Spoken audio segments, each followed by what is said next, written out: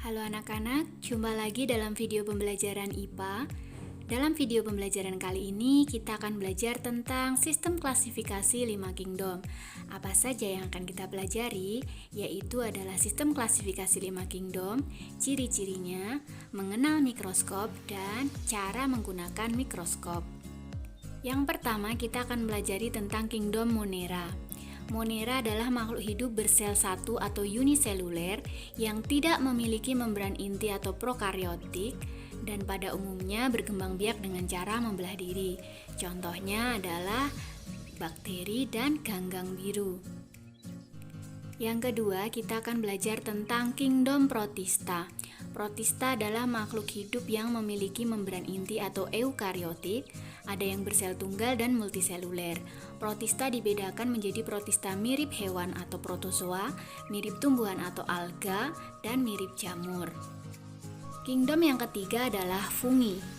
Fungi adalah makhluk hidup yang memiliki membran inti, memiliki dinding sel terbuat dari zat kitin, tidak memiliki kloroplas, berkembang biak dengan spora dan hidup di tempat lembab.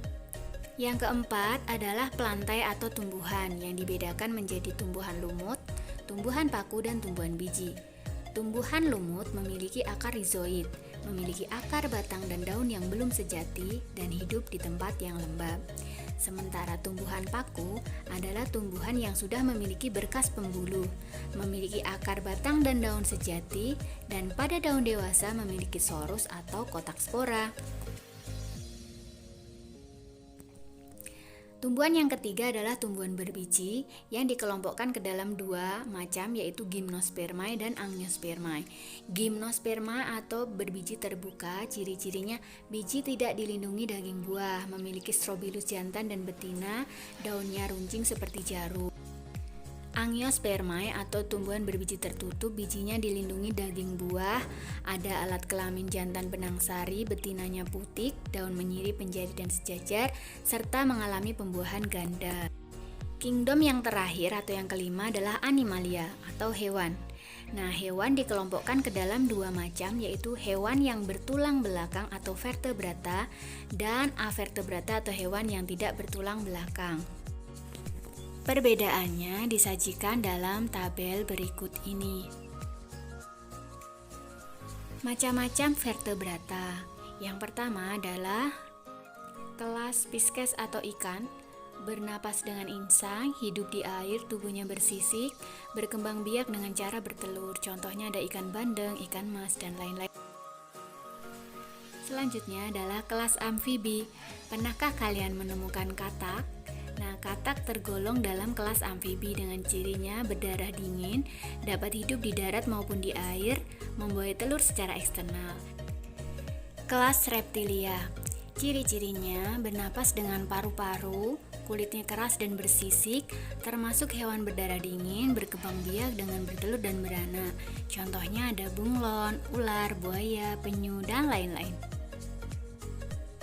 Aves. Anak-anak tentu tidak asing dengan hewan seperti pada digambar ya.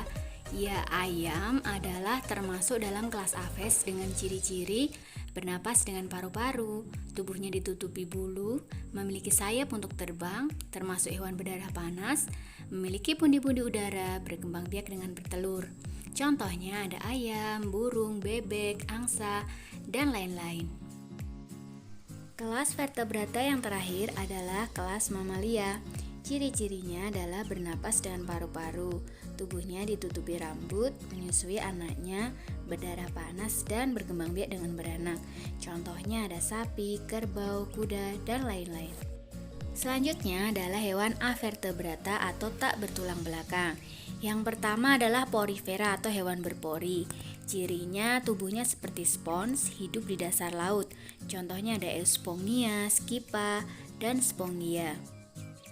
Yang kedua adalah Coelenterata atau hewan yang berongga. Ciri-cirinya tubuhnya berongga, memiliki tentakel untuk menangkap mangsa. Contohnya seperti yang dilihat ada ubur-ubur, bunga karang, hidra, dan anemon laut.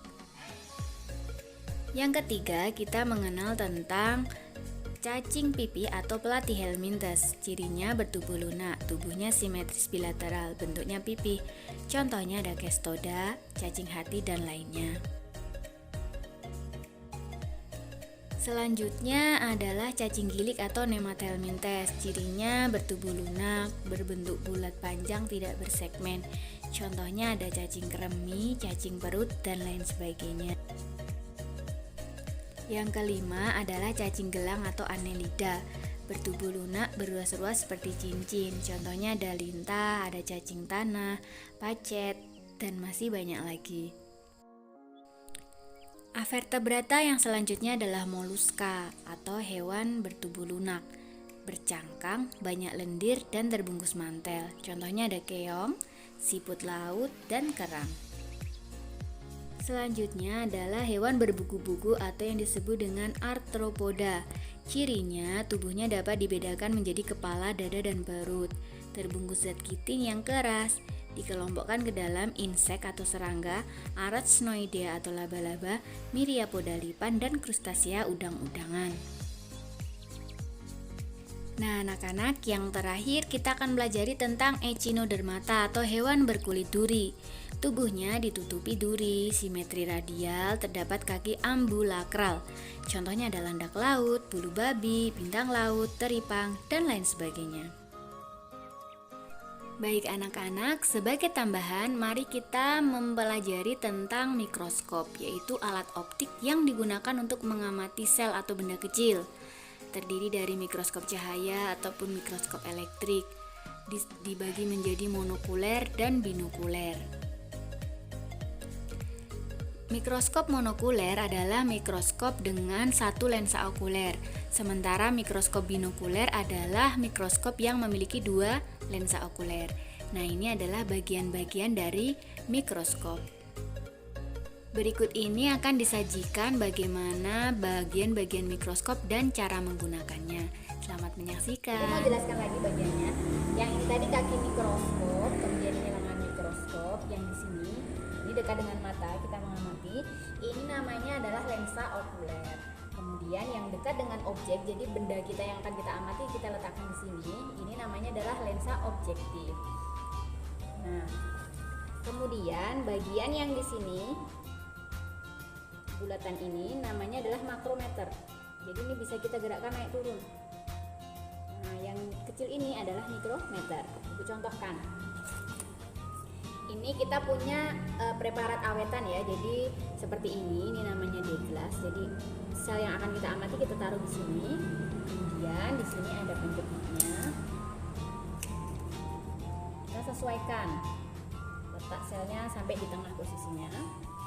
Kemudian cermin cahayanya ini kita carikan sumber cahaya, sehingga karena ini mikroskop cahaya jadi harus dapat sumber cahaya. Nah, ini lensanya kita atur. Ini namanya revolver ya. Jadi kita perbesarnya kita bisa sesuaikan sesuai dengan kebutuhan. Nah, kalau sudah kita bisa amati. Kalau misalnya kurang jelas, jadi kita bisa lebih dekatkan, lebih jauhkan seperti itu. Demikian video pembelajaran kali ini, semoga bermanfaat. See you with next video. Jangan lupa like dan subscribe. Terima kasih.